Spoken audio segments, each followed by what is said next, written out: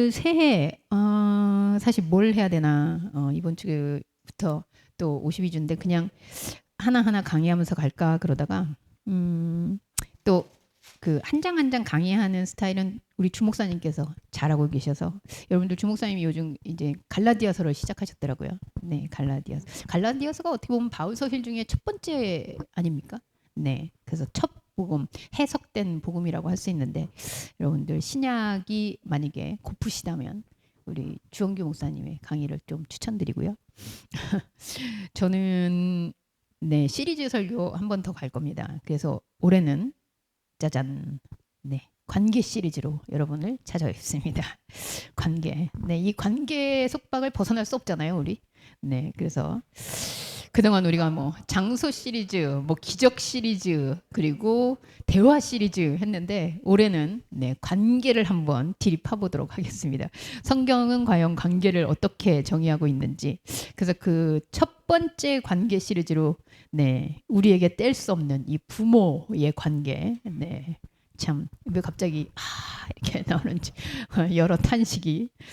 네, 저도 참 이거 벗어나기 어려운 그 관계.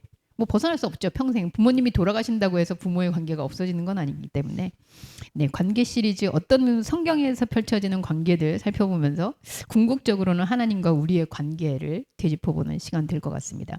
첫 번째 시리즈 첫 번째 시간 예수의 부모에 대한 이야기고요. 마태복음 12장과 1장의 말씀인데 의도적으로 순서를 제가 좀 바꿨습니다. 1장이 먼저고 12장이 먼저일 것 같은데 12장부터 읽고 그 다음에 1장 말씀입니다.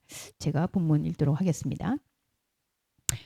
예수께서 무리에게 말씀하실 때에 그의 어머니와 동생들이 예수께 말하려고 밖에 섰더니 한 사람이 예수께 여짜오되 보소서 당신의 어머니와 동생들이 당신께 말하려고 밖에 서 있나이다 하니 말하던 사람에게 대답하여 이르시되 누가 내 어머니이며 내 동생들이냐 하시고 손을 내밀어 제자들을 가리켜 이르시되 나의 어머니와 나의 동생들을 보라. 누구든지 하늘에 계신 내 아버지의 뜻대로 하는 자가 내 형제요 자매요 어머니이니라 하시더라. 예수 그리스도의 나심은 이러하니라. 그의 어머니 마리아가 요셉과 약혼하고 동거하기 전에 성령으로 잉태된 것이 나타났더니 그의 남편 요셉은 의로운 사람이라 그를 드러내지 아니하고 가만히 끊고자 하여 이 일을 생각할 때에 주의 사자가 현몽하여 이르되 다윗의 자손 요셉아 내 아내 마리아 데려오기를 무서워하지 말라. 그에게 잉태된 자는 성령으로 잉태된 것이라. 아들을 낳으리니 이름을 예수라 하라. 이는 그가 자기 백성을 그들의 죄에서 구원할 자이심이라 하니라. 이 모든 일이 된 것은 주께서 선지자로 하신 말씀을 이루려 하심이니 이르시되 보라 처녀가 잉태하여 아들을 낳을 것이요 그의 이름은 임마누엘이라 하리라 하셨으니 이를 번역한즉 하나님이 우리와 함께 계시다 함이라. 요셉이 잠에서 깨어 일어나 주의 사자의 분부대로 행하여 그의 아내를 데려왔으나 아들을 낳기까지 동침하지 아니하더니 나음에 이름을 예수라 하니라. 아멘. 네, 본문 뭐 너무 잘 알고 있는 본문이긴 한데 그 씁쓸하죠. 그 예수님이 특히 이 마리아 엄마와의 관계에 있어서 성경에서 제가 찾아봤어요. 예수님이 어머니를 어머니라 부른 적이 있나? 한 번도 없더라고요. 어머니는 도대체 왜 예수님은 어머니를 어머니라 부르지 않고 홍길동도 아닌데 여자예요. 항상 보면 여자예요. 이렇게 부르거든요. 참 괘씸하죠. 네, 그래서 진짜 여자요라고만 불렀나 하고 제가 찾아보니까 예수가 어머니에게 어머니 이렇게 부른 적이 없더라고요. 참. 아들 다 소용없다더니 네, 뭐 저희 어머니 입장에서는 딸도 소용없을 거예요. 자, 오늘 본문 12장에서 참 이 부모와의 관계 뗄 수 없는 관계인데 사실 이 성모 마리아에 대한 의견은 이 기독교는 사실 좀 예민할 수밖에 없습니다. 왜냐하면 우리가 알다시피 카톨릭에서는 성모 마리아가 거의 그쵸 성모라고 불리면서 거의 성부 성자 성령 다음에 성모 이렇게 위치를 차지할 만큼 경배의 대상이라고 할까? 하여튼 카톨릭은 좀 그렇거든요. 그러면 기독교는 이게 개신교는 사실 이 성모 마리아에 대한 그 위치가 사실 카톨릭 같지 않거든요. 그렇다면 이건 우리는 좀 족보에 대한 존중이 없나?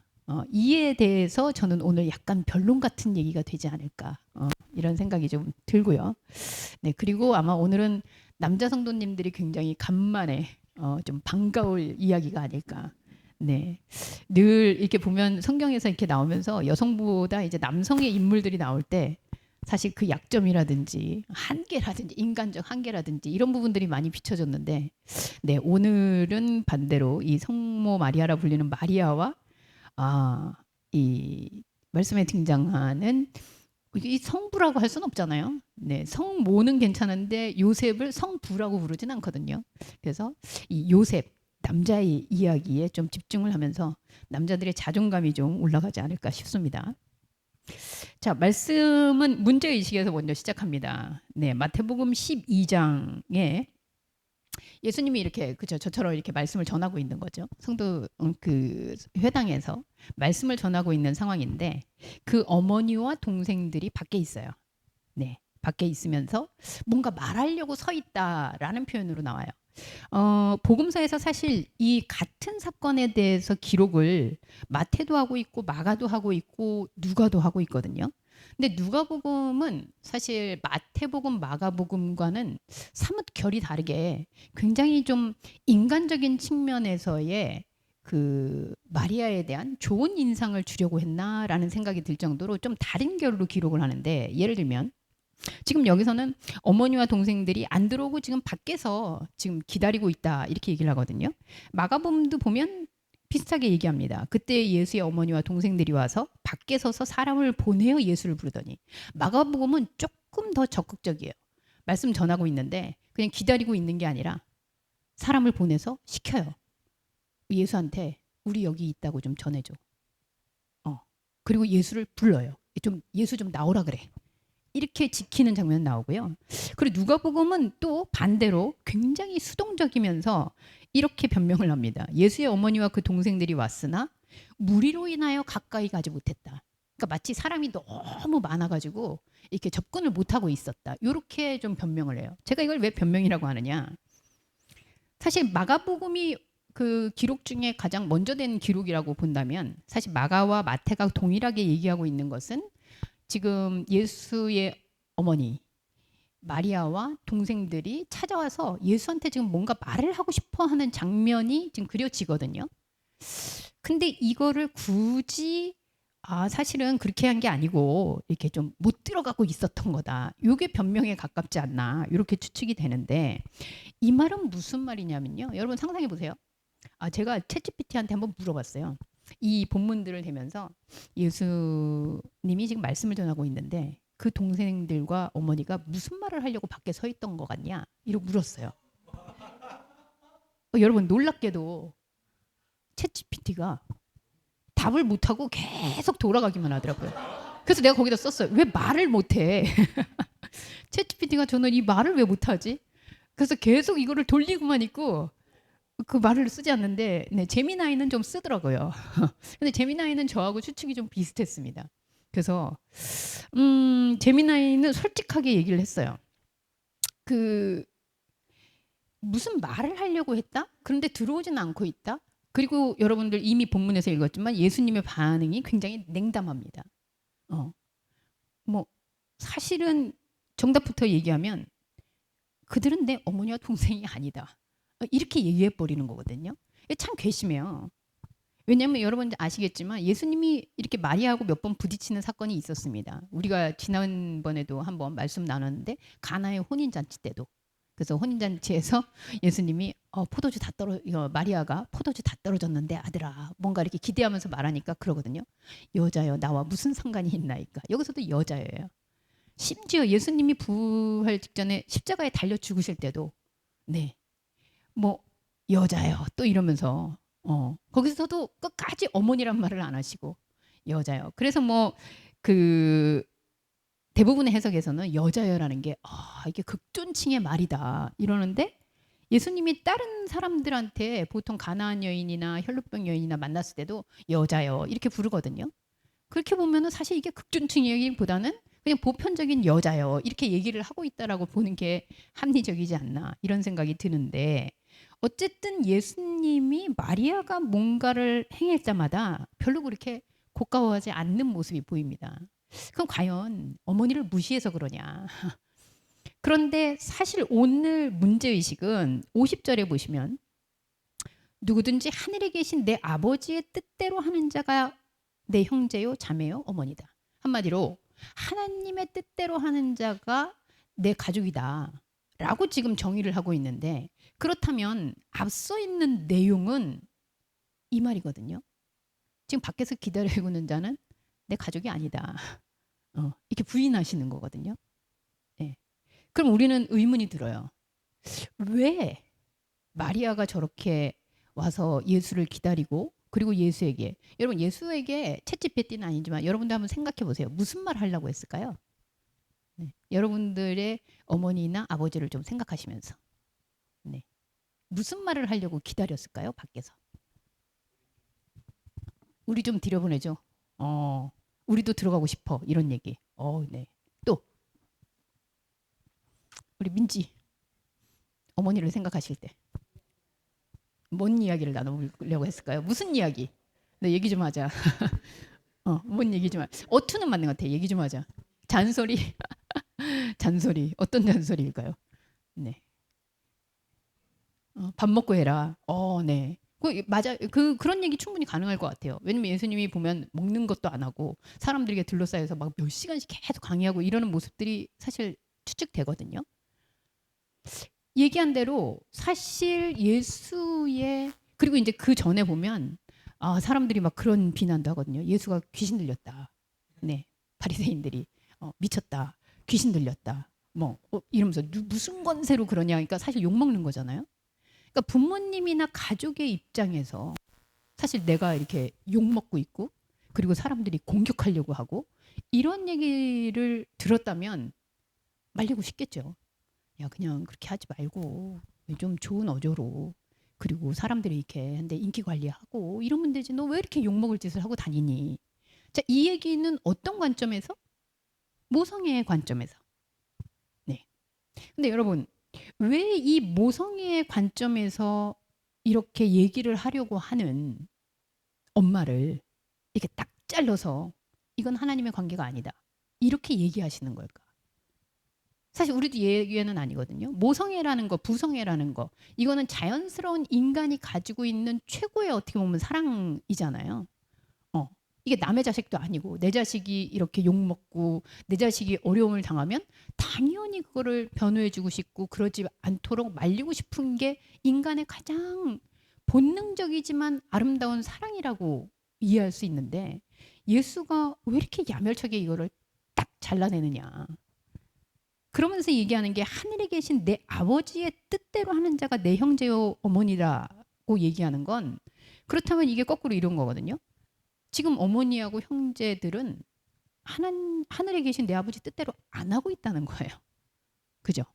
그 모성애와 그리고 아무리 좋은 얘기를 해도 예수가 그거를 딱 자르는 이유가 지금 본인은 하나님의 뜻을 행하는 자로 지금 서 있는데 이 어머니를 비롯한 형제들이 하나님의 뜻을 지금 안 행하고 있다라는 말로 결론 지어지거든요.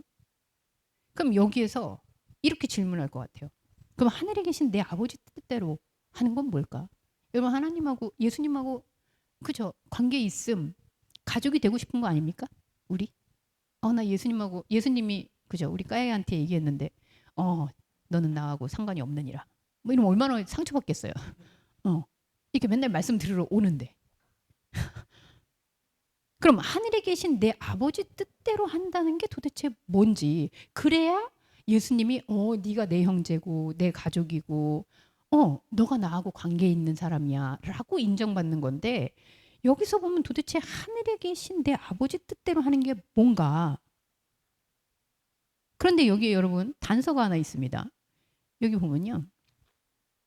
49절에 손을 내밀어 제자들을 가리켜 이르시되 아마 이거는 12제자만이 아니라 말씀을 지금 듣고 있는 사람들을 가리켜 제가 그렇게 얘기하는 거죠.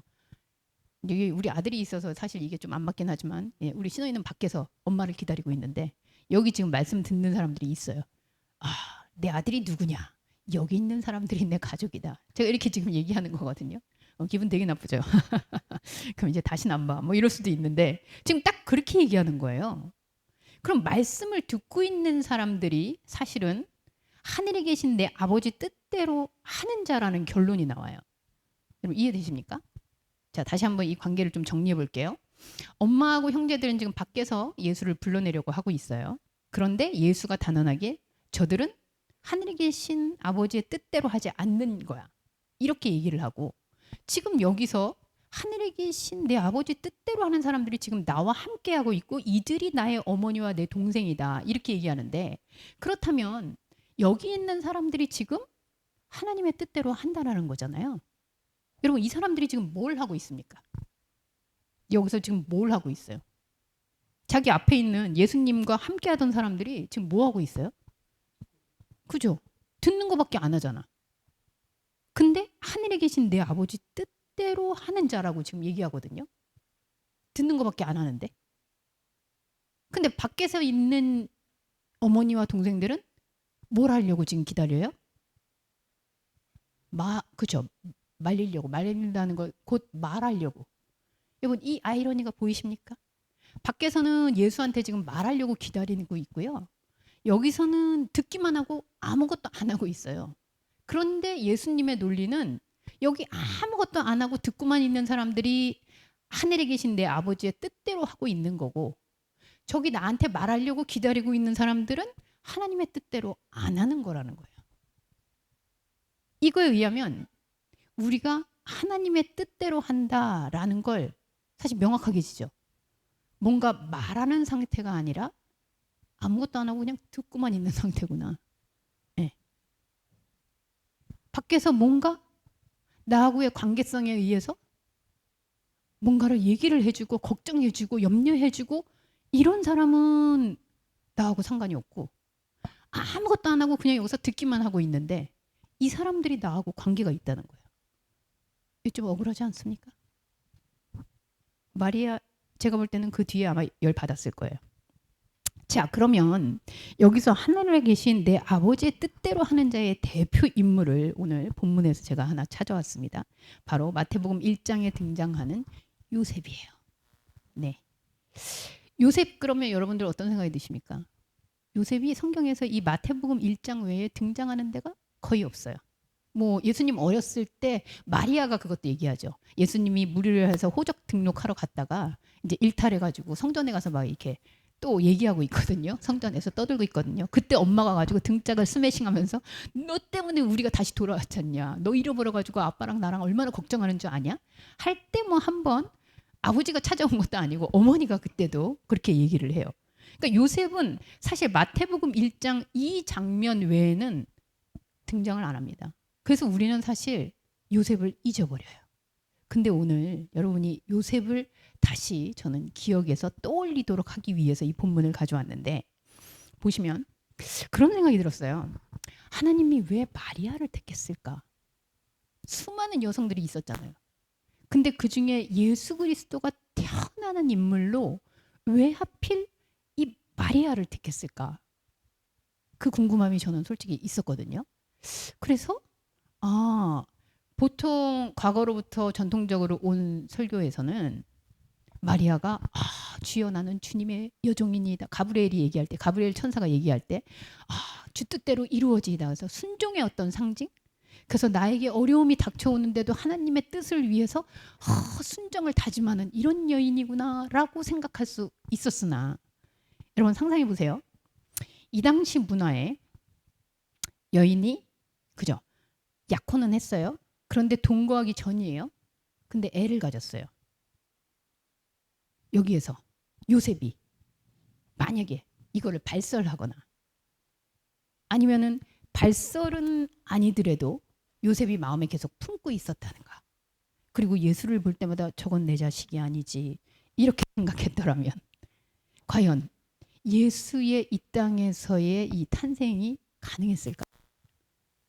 그래서 사실 하나님이 만약에 그냥 고려를 하신다면 이 마리아 어떤 여성인가가 중요한 게 아니라 뭐 마리아가 쓸모없다 이게 아니고요. 마리아는 요셉이라는 남편과 함께 있을 때에 예수의 이 표현이 좀 죄송합니다만 대리모로서 그죠? 예수의 대리모로서 의미가 생기는 거죠. 여러분 대리모 우리나라에도 굉장히 유명한 대리모 영화가 있죠. 옛날에 강수현 씨가 했었던 역할인데 이 대리모는 사실 역할이 뭘까요? 대리모 대신 아기 놔주고 근데 이 대리모가 얘는 내 애야 나의 아이였어 이렇게 되면 어떻게 될까요? 이제 그때부터 이제 막장 드라마가 시작되겠죠. 네. 자 그런데 이렇게 치면 남편 요셉이 이제 대리 부잖아요. 자 성경에서 제가 마리아가 뭔가 특별하거나 의롭거나 이런 인물이어서 택했나 했더니 그런 증거는 안 나오는데 오늘 본문 마태복음 1장에 보면 남편이 선택된 이유는 등장합니다. 19절 우리 같이 한번 읽어볼까요? 시작. 그의 남편 요셉은 의로운 사람이라 그를 드러내지 아니하고 가만히 끊고자 해요. 남편이 의로운 사람인데 뭐가 의냐면 이 사건을 알았어요. 동거하기 전에 내 지금 와이프 될 여자가 애를 가졌구나. 보통의 남자들은 어떻게 합니까? 네, 보통의 남자들은 헤어져야죠. 네, 헤어져야죠. 근데 고민해요. 뭔가 사연이 있겠지. 어쨌든 내가 이걸 가만히 그냥 여기서 끊어야 되겠다. 하고 20절에 보면 이 일을 고민해요. 어떻게 그냥 끊어낼까? 네, 이 사랑하는 여자를 상처받지 않고 그리고 이 여자가 만약에 내가 아닌 애를 가져서 나를 떠나서 애를 낳으면 이 사람이 살 수 있을까? 여러분 아시겠지만 이 당시에 결혼 안 했는데 임신을 해서 애를 낳는다. 이거 무슨 사건이에요? 벌칙으로 따지면 돌에 맞을 죄잖아요. 그죠? 네, 간음한 여인 뭐 하여튼 이렇게 해서 돌 맞는 벌이거든요. 그래서 고민했을 것 같아요. 요셉이. 저는 이런 남자가 아니었다면 만약 여러분들이었다면 뭐 거꾸로 남자가 알고 보니 자식이 있었다. 그래서 하나님이 사실 사람을 선택한다면 이 당시 이 문화와 상황과 이런 것들을 고려했을 때 이런 남자가 아니라면 만약에 요셉이 자기 와이프가 될 사람이 임신을 해서 애를 가졌네. 이걸 알게 됐는데 상식적으로 대처했더라면 과연 예수가 태어날 수 있었을까? 그게 요셉의 의로움이죠. 그리고 어떻게 하냐면 재밌는 일은 이 일을 생각하는데 이제 이 일을 생각하다가 고민하다가 잠이 들었겠죠. 잠이 들었는데 꿈을 꿔요. 그러면서 마리아 데려오기를 무서워하지 말라. 근데 여기 재밌는 표현이 있는데요. 재밌다 그러면 좀 죄송하지만 이스라엘 백성들은 메시아를 오래전부터 기다리고 있었습니다. 어떤 메시아? 다윗 왕과 같은 메시아. 그래서 다윗의 후손 중에 메시아가 오리라는 예언이 이미 있었고요. 그래서 다윗의 왕족인데 알고 보니 요셉이 공교롭게도 다윗의 자손이에요. 여러분 또 공교롭게도 요셉의 아버지 이름이 뭔지 아십니까? 신약 성경에 지금 이 요셉의 아버지 이름. 구약 성경에서도 요셉이 등장하죠. 구약 성경 요셉의 아버지 이름은 뭐였게요? 야곱이었죠. 신약 성경의 요셉의 아버지 이름은 뭐게요? 야곱이에요. 아이러니하게. 아이러니가 아니고 기적 같은 이 맥락 아닙니까?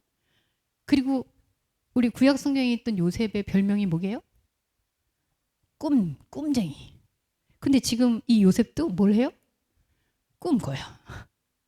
자, 꿈을 꾼다는 건 진짜 잠을 자다가 꿈을 꾸는 그 얘기도 있지만 다른 차원이에요. 우리가 꿈이라는 차원은 분명히 나인데 내 의지로 할 수 없는 것들이 돌아가고 있는 상태를 꿈이라고 얘기하잖아요. 성경에서 얘기하는 꿈의 세계는 하나님의 세계와 우리 현상의 세계가 현상이 잠들어서 마치 죽은 것 같이 됐을 때 인식되어지는 하나님의 세계. 그것을 꿈이라고 표현을 하거든요. 그래서 이 요셉이 꿈을 꾼다라는 것은 다른 차원으로 이게 들렸대요. 현실은 내가 가만히 이 여자 끊어야 되는데, 이 여자 내가 끊으면 이 여자 나가서 죽을 수도 있는데, 이런 고민하는 현실적 고민에서 이 차원이 아니고 다른 차원으로 보이는데, 그게 뭐냐면 이게 이 여인이 간음해서 난 애가 아니구나. 이게 성령으로 잉태된 아이구나. 이게 들리는 거예요. 그게 인식되는 거예요. 자, 그러면 여러분 참 공교롭죠. 사람들은 다윗의 자손 요셉에게서 예수가 나왔기에 메시아의 이 족보가 성립됐다라고 생각합니다. 그죠? 그리고 구원의 역사 속에 그렇게 얘기했기 때문에. 그런데 참 역설적으로도 이 다윗의 자손인 요셉이 내가 나를 통해서 지금 아이가 생긴 게 아니구나. 근데 이게 성령으로 잉태됐구나. 그리고 이 아이가 메시아구나를 알았을 때 중요하게 따라오는 인식 뭘까요? 지금 요셉은 자기가 다윗의 자손인 거 알고 있거든요. 근데 이 애의 탄생 비화를 자기가 제일 처음에 아는 자잖아요. 마치 가나의 혼인잔치에서 물 떠온 하인들이 이 물이 맹물이었다는 걸 알거든요. 전혀 포도주와 상관이 없었다는 걸 알거든요. 요셉은 뭘 알았을까요? 아하, 다윗의 자손에게서 메시아가 나온다 했는데 이게 현상의 다윗 자손하고는 전혀 상관이 없구나. 왜? 자기 씨가 아니잖아요. 자기가 다윗의 자손인데 만약에 이 메시아, 요셉도 아마 그 신앙이 있었을 거고요. 그 당시 그 신앙, 메시아 구원자에 대한 신앙이었다면 이게 내 씨를 통해서 나와야 다윗의 자손이 되는데 지금 여기서 통보받은 사실은 요셉의 자식이 아니라는 거예요. 마리아도 아니라는 거예요. 전혀 상관없는 메시아가 등장했다는 거죠. 이거를 유일하게 처음으로 인식하고 그거를 받아들인 사람이 사실 요셉이라는 사실입니다. 이해되시죠? 저는 요셉이 없었다면 예수의 등장은 불가능했다. 이런 생각이 듭니다. 그리고 마리아는 다윗의 자손이 아니었어요. 그렇다면 성경에서 하나님이 택한 예수가 태어나야 할 곳으로 굳이 이 사람들을 택했다면 마리아 때문이 아니고 이 요셉 때문에 택했구나. 자, 여러분 이걸 한 번만 더 제가 비유해 볼게요. 모세가 결국은 가나안 땅을 목표로 출애굽했었잖아요. 우리 지난번까지 들었습니다. 그래서 이 출애굽을 했는데 사람들은 다시 어디로 가길 원해요? 가나안 땅으로. 가나안 땅이 근데 사실 현실적으로는 또 다른 애굽이잖아요. 그래서 사실은 모세도 가나안에 안 들어갔고 또 모세를 비롯한 여러 사람들이 가나안에서 죽음을 맞이했어요. 우리는 가나안 땅에 들어간 사람들이 축복받고 구원받았다라고 오해하지만 사실은 또 다른 애굽으로 들어가지 않고 광야에서 하나님이 주시는 만나, 하나님과 함께하는 구름 기둥, 불 기둥과 함께 하다가 현상에서는 죽은 이 사람들이 오히려 온전한 구원을 받은 거죠. 사실은 광야가 그래서 하나님과 함께하는 가나안인 거거든요. 근데 우리는 이 가나안에 가야 된다 생각하는데 메시아도 똑같아요. 사람들은 다윗의 계보에서 메시아가 등장해서 그 메시아가 구원할 것이다 생각하는데 사실은 여기에서 요셉은 분명히 알았죠. 이게 다윗의 계보와 전혀 상관이 없다라는 것을 그 누구보다도 현실로 체감한 사람이 요셉이에요. 우리도 오늘 말씀을 통해서 하나님의 구원은 예수 그리스도는 이 땅에 있는 어떤 족보나 계보를 통해서 오지 않는구나를 인식한다면 나는 누구예요? 요셉이죠. 이 요셉을 통해서 그 의로움을 통해서 구원자인 예수가 내 안에서 발화가 되는 거죠. 그런데 만약 이게 마리아 쪽으로 간다면 마리아 쪽으로 가면 어떻게 되느냐? 자, 그래서 오늘 요셉에게 보라 처녀가 잉태하여 아들을 낳을 것이요. 아, 보라 처녀 나오면 제가 우리 그 항상 생각나는 게 있어요. 우리 처음에 아티교회 시작할 때 이 설교를 했었는데 보라 처녀가 그랬는데 이거를 보라 처녀가 잉태하여 이렇게 읽지 않고 한 성도님께서 보라 처녀가 잉태하여 그래서 저한테 조용히 물었죠. 목사님, 보라 처녀는 보라색 처녀는 도대체 뭡니까? 그럼 빨간색 처녀도 있습니까? 막 이러면서 그래서 그럴 수 있겠구나. 우리가 나미아부타불의 뜻을 모르면 그럴 수 있겠구나. 이렇게 생각했었는데 어쨌든 처녀가 잉태해요. 그래서 우리는 동정녀 마리아에게 나시고 이렇게 사도신경에서 계속 고백하는데 처녀가 낳았다는 게 중요한 게 아니라 그래서 우리는 동정녀이신 마리아에게서 나시고 이 사건이 중요한 게 아니라 처녀가 낳았다라는 이 말은 요셉이 깨달은 그 말이에요. 아, 우리 족보하고 전혀 상관없는 하나님이시구나. 내 인간적인 어떤 걸로는 전혀 계보를 얹을 수 없는 그게 동정녀 마리아, 그게 처녀가 잉태한 거지. 처녀라서 그게 순수하고 처녀라서 죄송해요. 어떤 처녀도 가능했을 거예요. 하나님이 말씀하시면 처녀 아니라 할머니도 애 낳잖아요. 하나님이 얘기하시면 미안합니다. 이러면 모독죄가 될지 모르겠습니다만 아니 짐승에게서 난다고 해서 그게 예수가 못 되라는 법이 있습니까? 왜? 아브라함의 자손들뿐만 아니라 돌들로도 찬양할 수 있다라고 얘기하신 게 예수님의 말씀이거든요. 돌 아니라 어디에서 나온들 하나님이신 예수 그리스도가 이 세상에 오는 거 전혀 족보와 상관이 없다라는 거예요. 근데 그 첫 인식을 요셉이 했고 그 요셉이 24절 이게 하나님의 뜻대로 하는 거죠. 같이 한번 읽어볼까요? 시작. 요셉이 잠에서 깨어 일어나 주의 사자의 분부대로 행하여 그의 아내를 데려왔으나 그리고 아들을 낳기까지 동침하지 않더라. 여러분 만약에 말씀을 뭔가를 행하고 싶다면 저는 이렇게 행해야 된다라고 생각해요. 어떻게 행하느냐? 요셉이 하나님의 말씀의 세계를 인식했어요. 그리고 나서 뭘 하냐? 현상에 있는 것들을 그냥 받아들여요. 그리고 아내를 데려와요.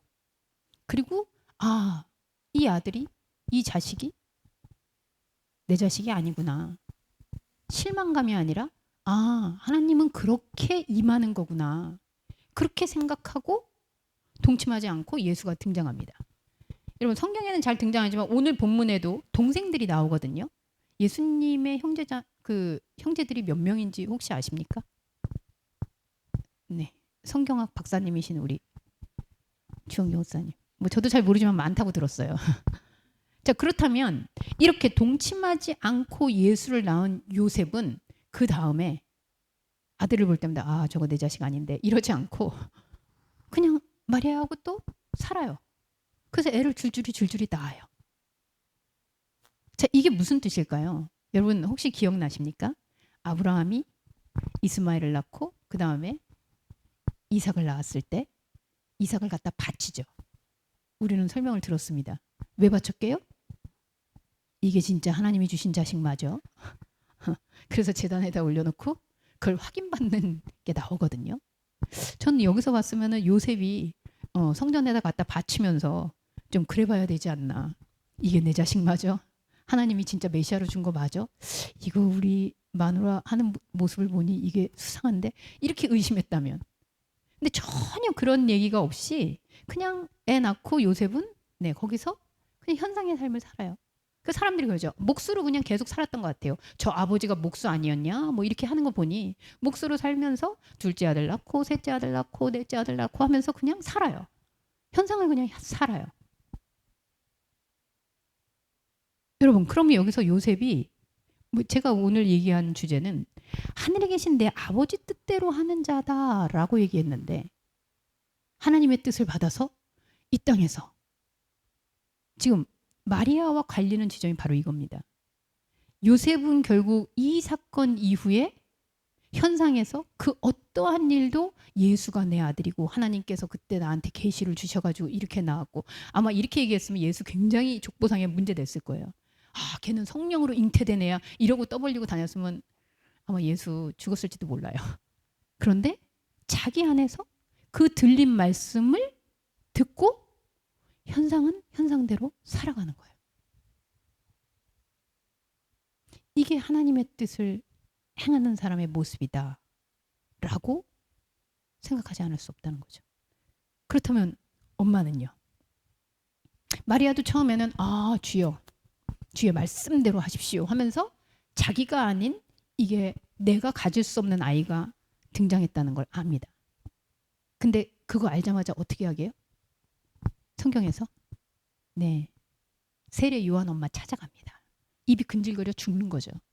가서 거기 엘리사벳도 사실은 그 세례 요한을 6개월 전에 임신했거든요. 그러면서 가서 막 수다 떨면서 나도 하나님이 은혜를 주셔서 그래서 마리아의 찬가라는 막 찬가가 나옵니다. 사실 저는 요셉만큼 마리아도 좀 고민이 있었어야 되지 않나 이런 생각이 좀 드는데 그러면서 아이가 태어나고 그리고 지금 여기서 보면 아까 모성애라고 얘기했지만 모성애와 다른 예수가 내 아들이다. 내가 지켜줘야 된다. 그리고 가나안 혼인잔치에서도 예수는 남다르다. 하나님이 뭔가 피범함을 주셨다. 그리고 자기가 생각하는 하나님의 계시로 태어난 아들에 대한 이미지를 그리죠. 그리고 그 이미지가 부각될 수 있도록 때로는 사람들 앞에서 좀 띄우기도 하고 또 여기서는 쟤 저렇게 나가면 저러다가 죽으면 안 되는데 잘 해가지고 이게 하나님의 뜻이 이루어져야 되는데 그래서 자기가 생각하는 하나님의 뜻을 지키는 방법을 설계하면서 예수를 지켜주려고 해요.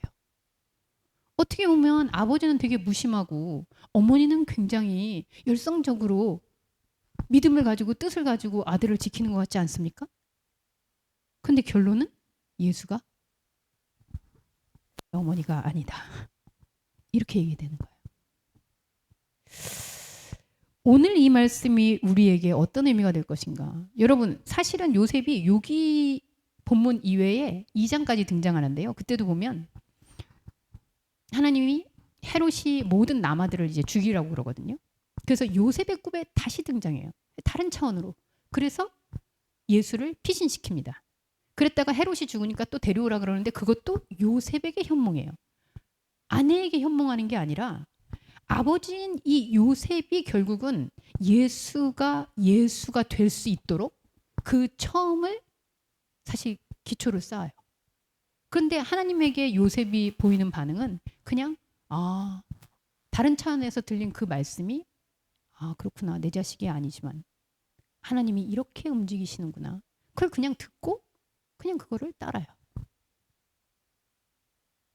이게 내 아들인데 하나님이 나를 통해서 이렇게 아브라함도 그랬잖아요. 내가 100세 때 하나님 100세인데 왜 아직 안 주시지? 내가 잘못 들었나? 그래서 이스마엘을 낳잖아요. 이런 앞서거나 뒤서거나 설계하거나 예견하거나 이런 거 전혀 없이 그리고 그는 마치 모세가 가나안에 들어가지 않고 거기서 죽는 것처럼 성경의 내용에서 사라집니다. 그럼 우리는 생각할 수 있죠. 요셉은 주인공이 아닌가벼. 그래서 더 이상 기록이 안 되나 봐. 그럼 여러분은 성경에 이름이 안 등장해서 주인공이 아닙니까? 오히려 모세와 함께 광야에서 그곳이 하나님의 나라와 이 알파와 오메가구나 라고 생각하고 죽은 사람들이 저는 구원받은 사람들로 읽히거든요. 그렇다면 이 예수의 오심을 처음 알고 이 다윗의 왕조에서 태어난다는 의미가 뭔지를 자각하고 그리고 이게 인간적인 어떤 계획과 설계에 전혀 상관이 없다라는 걸 안 요셉이 할 수 있는 일은 이 말씀을 하나님의 말씀으로 듣고 자기 현상에서는 결혼하고 아이 낳고 목수일하고 그리고 죽은 거예요. 이게 하나님의 뜻의 완성이라고요. 마리아는 하나님의 구원자가 죽으면 안 돼. 우리 아들이 그럴 리가 없어. 우리 아들을 지켜야 돼. 여러분 오늘날의 신앙인의 모습은 어디에 가까울까요? 하나님의 교회를 우리가 지켜야 돼. 말씀으로 하나님의 세계를 하나님의 사람을 주의 말씀을 전하는 자를 여러분은 노심초사 안 하는 것 같지만 네. 목사님이 저렇게 말하면은 저 위험해가지고 저러면 안 되는데 뭐 이렇게 걱정한다면 여러분 걱정 마세요. 네, 욕을 먹어도 제가 먹습니다. 왜 예수께서 그리고 성경이 어떻게 보면 무심한 것 같고 너무나 수동적인 것 같고 아버지의 역할 제대로 못하는 것 같은 요셉은 의로운 사람이다 라고 얘기하고 마리아처럼 하나님의 사람을 지키려고 하고 그 뜻을 행하려고 하고 아들에게 주셨던 말씀을 내 말씀으로 기억하면서 내 아들이 구원자지 이렇게 믿으면서 열정을 가지고 있는 마리아는 내 어머니가 아니다 이렇게 얘기하고 불공평한 거 아닌가? 근데 여기서 우리는 중요한 사실을 깨닫죠. 처음에 전제했습니다. 하늘에 계신 내 아버지의 뜻대로 뜻이 하늘에서 이룬 것 같이 땅에서도 이루어지이다. 우리는 늘 이렇게 기도하고 고백합니다. 그럼 과연 우리는 어느 쪽에 서 있는가? 하나님의 뜻이 이루어지는 것은 어떤 모습인가? 억울하겠지만, 억울한 건 아니지만 여러분 지금 그냥 듣고만 있잖아요. 근데 이게 하나님의 자녀라고요. 그럼 하나님의 이름으로 가서 막 고생하고 봉사하고 사람 살리는 데 나가고 막 하는 사람들 억울해서 어떻게 해요? 일단 여러분들이 억울하지 않은 것에 감사할 수 있었으면 좋겠고요. 하나님의 뜻이 이루어진다는 게 과연 무엇인지 명백합니다. 아까 우리 가람님이 얘기하셨지만 하나님의 말씀은 우리의 차원에서 일어나는 구원이 아니구나. 다른 차원에서 영의 차원에서 말씀하시는구나. 이거를 우리가 현상에서 지켜야 되는 말씀으로 뭔가를 행하려고 할 때 오히려 나와는 상관이 없다. 이렇게 되는 거구나. 이게 억울하지만 진리라는 사실이죠. 그렇다면 우리는 한 가지 이야기를 합니다. 여러분 하나님한테 얘기하시잖아요. 구하시잖아요. 기도하시잖아요. 여기 기도의 문제가 나오죠. 듣는 게 하나님의 말씀을 행하는 것이고 하나님한테 뭔가 할 말이 있는 상태, 예수한테 뭔가를 얘기해야 되는 상태가 말하려는 상태라면 우리 여기서 갈림길이 아니거든요. 그럼 기도는 가장 대표적인 하나님께 구하고 하나님께 뭔가를 요구하는 행위 아닙니까? 그럼 여기서 뭐가 바뀌어야 될까요? 기도에 대한 정의가 바뀌어야죠. 여러분이 마치 하나님에게 문 밖에서 하나님 나오기만 해봐. 내 할 얘기가 있어. 이제 저 설교만 끝나봐. 내 목사님한테 할 말이 있어. 뭐 이렇게 뭔가 말을 하고 구해야 되고 뭔가를 내가 주님으로부터 주님한테 할 얘기가 있는 상태라면 조금 진단해 봐야 돼요. 이 얘기가 도대체 뭔 얘기지? 혹시 마리아와 형제들과 같은 얘기는 아닌가? 그러면 이건 하나님의 뜻이 아니라고 지금 판명 났거든요. 그럼 우리가 하는 기도의 의미는 뭘까요? 기도의 정의가 바뀌어야 되겠죠. 어떻게? 기도는 결코 현실에 무언가를 이루어 달라는 요구가 아니라 현실에서는 하나님의 뜻이 이루어질 수 없구나를 확인하는 자기 고백이라는 거죠. 그게 기도라는 거죠. 이게 기도가 아니라면 여러분 항상 떠올리세요. 내가 지금 예수 나오기만 해봐라. 하나님 듣기만 해봐라. 이러고 기다리고 있는 상태는 넌 누구니? 넌 나 모르는 사람인데? 너 누구니? 이런 질문이 나올 수밖에 없는 상황이라는 거예요. 예수의 부모는 가족에 있어서 불가항력적으로 우리가 선택할 수 없는 관계입니다. 그죠? 가족의 관계 내가 입양할 수 있죠. 네. 그런데 이 불가항력적인 관계, 예수가 정의하는 가족의 관계는 자신도 하나님의 말씀을 듣고 있는 상태로 있는 존재고요.